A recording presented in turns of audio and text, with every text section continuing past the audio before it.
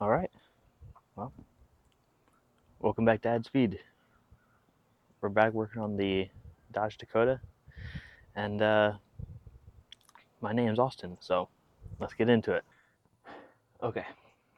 Now, what we're going to be doing today is I need to replace the coolant temp sensor on this, which is kind of under the AC compressor right here. So I'm just going to go ahead and take the AC out. I know that's probably a cardinal sin here in Florida with as hot as it gets, but I'll just roll the windows down. It's no problem. So, gotta get the serpentine belt off, get the AC compressor off, and then we'll go from there. And to answer your question, no, I have no idea what I'm doing. I've never done this before. So, this is gonna go great.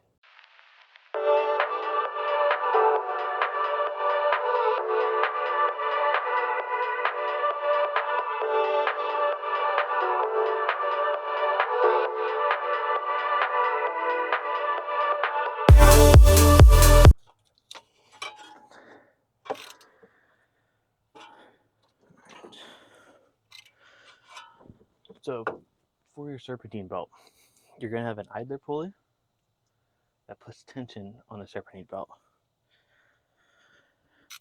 On mine, it's a 15 millimeter.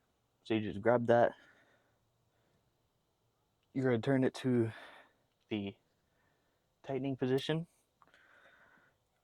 and then once you put pressure on it, it's gonna relieve the pressure on the belt, so you can just slide it off.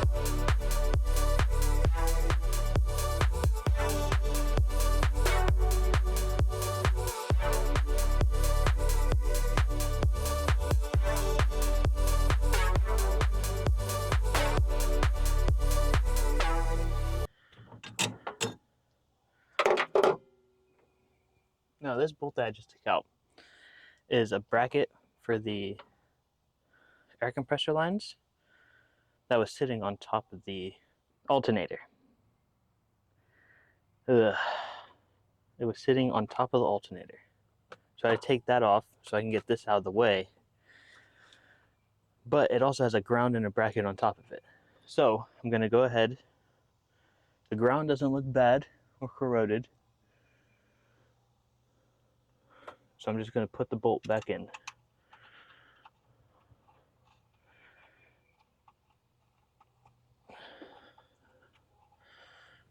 I may need to find a shorter bolt for that, and that's okay.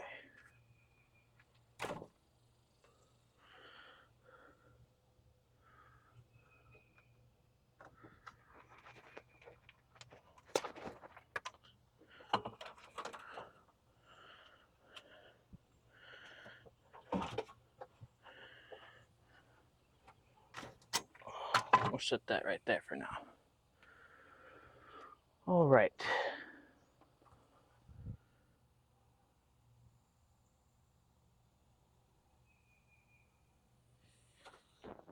Now, let me show you what we are looking for, because for some reason it's tucked way under here. Okay.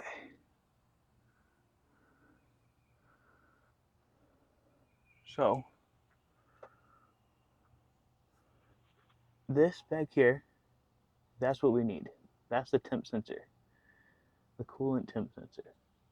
Why is it tucked in this awful location? I have no idea. But that is broken. So I got a new one. We're going to get that one out and put the new one in. This place down here is pretty dirty. So probably best to clean it before you start messing with it and opening up the coolant hole, just so that no dirt or anything gets inside of your coolant. I'm not too worried about it because I'm going to be doing a coolant flush on this, so all of that will come out anyways. But if you're not, keep in mind. Now, let's see if I can get the camera to pick up the difference, right? So here's the old one and here's the new one. You can see that the bottom of it's broke off for where the sensor wire goes. And this was all black. So you can definitely see at one time this was a goldish color. So we're just going to be putting the new one in, slap the sensor on there, and we should be good to go.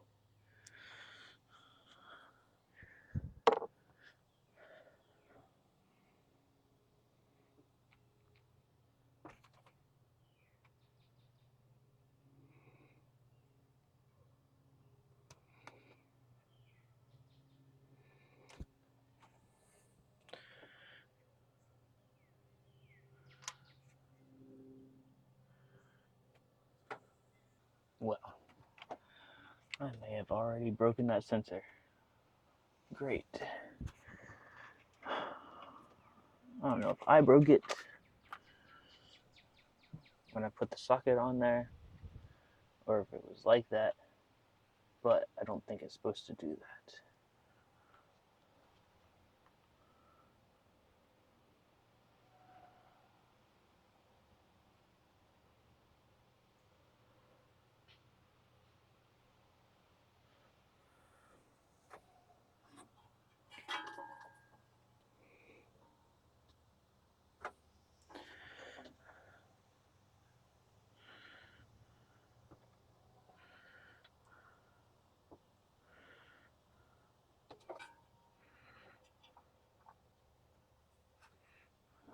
All right.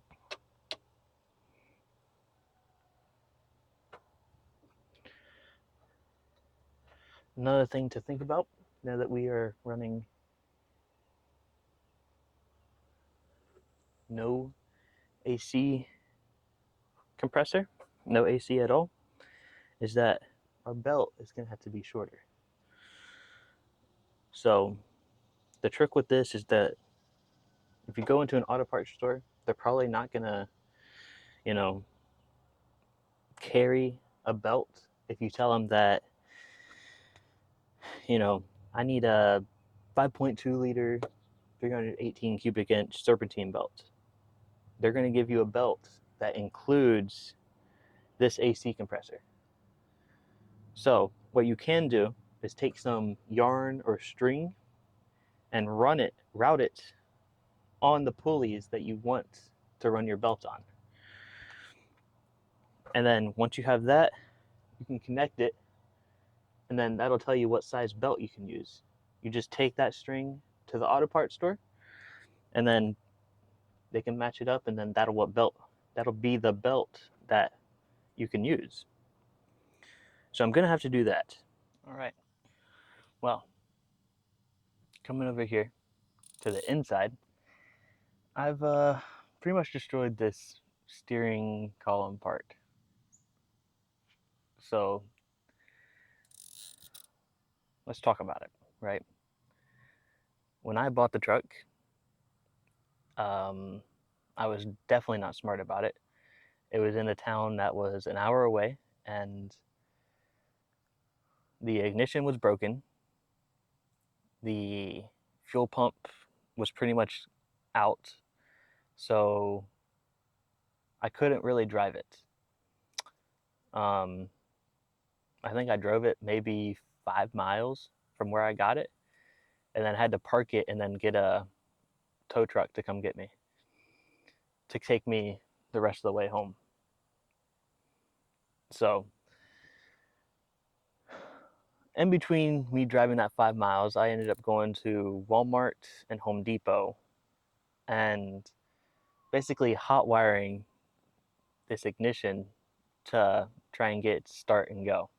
Because I thought it was the ignition at that time. Once I got home and I was able to figure out some more stuff, I found out that the fuel pump had gone out. So I had to take the bed off, redo the fuel pump, put the bed back on, and it drove pretty good. Idled good, was pretty good from then.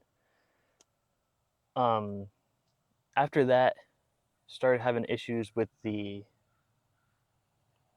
transmission.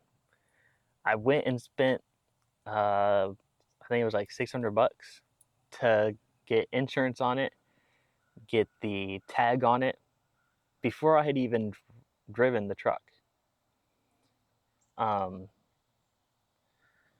And then next day, I go to drive the truck, and boom, I found out the transmission's bad. Which, wow, absolutely sucked. A week later, I ended up taking off the insurance and returning the tag because it was just going to take too much time and effort to be able to find the right transmission to put in here. So it's been a lot of ups and downs. I did do this a little bit good recently, is I wired in a button system. So I got my accessories, I got my start, and I have my engine. So basically my engine start just goes to the starter underneath, which is the yellow wire. My red wires, those are my power wires. And then I got like my accessories, which is going to be my rear running lights. I got radio, the AC, the windows, everything like that wired up. Now I got to figure out what to do with this cruise control module because I won't be using that anymore. So that's tore up when I put the quick release steering wheel in. I don't know if you can see, but there's a hole down here that I cut in the floor pan because I basically I didn't feel like hooking up this shifter linkage again. This shifter linkage has been the bane of my existence since I got the truck. It really sucks to do, and I don't know why. It just doesn't make sense to me because the way it's routed is it starts here at your steering column and then runs down, shoots over to the driver's side wheel, has a bar that shoots back over to the front of the transmission, and then has a linkage that shoots back to the shifting module on the transmission. That makes absolutely no sense to me. Like, it's so raggedy, and it's like it's just pieces that are held in by Carter pins. None of it makes sense, really.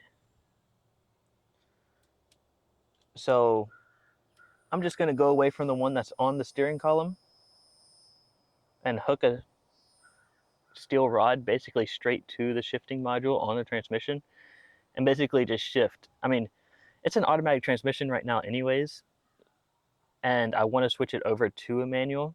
So eventually I'm going to have to cut open the floor pan and to put that manual in there. But it's a learning process. So it's going to be, you know, and it's money. I do not have the money because I got, you know, four vehicles that are mine or that I pay for. And then, you know, Daniel's got, I don't know, maybe 7. So that's what's holding us back right now. Money, money, money, money.